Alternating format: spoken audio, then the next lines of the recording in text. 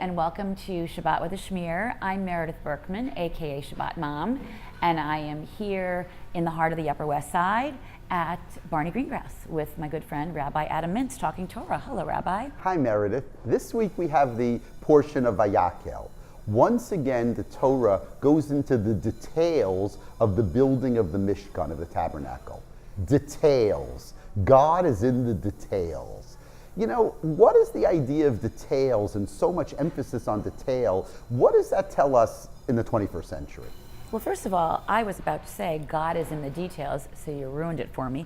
But I think it's the tension, again. Is it about the details of how you observe, the very specific, what is your hechsher, or what is your, the details, you say you don't want to get caught up in the details, yet the expression God is in the details. There's a reason, and maybe it comes from this Parsha. So I think this Parsha represents to me the tension that, well, first of all, my own internal tension about not perhaps observing Shabbat or not observing to the letter of the law in the way that I might like to aspire to more successfully.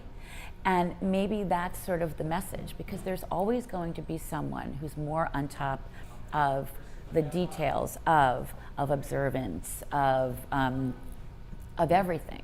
And so you can only hope that you care enough to aspire to live up to the, quote, letter of the law, the details.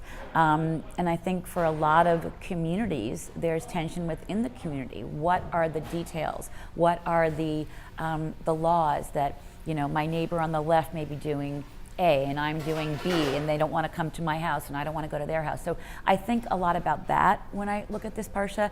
I also, on another note, because of the specificity that we've seen about how do you build and what do you do, it actually reminds me, in some ways, it's spiritual feng shui.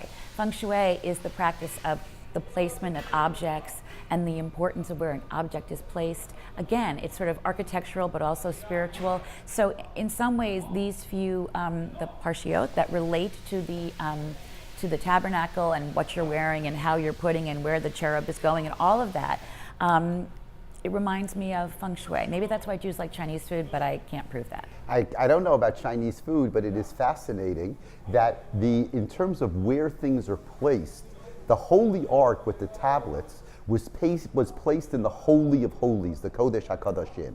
And the high priest, you talked about priests last time, the high priest was only allowed in the Kodesh HaKodashim once a year on Yom Kippur.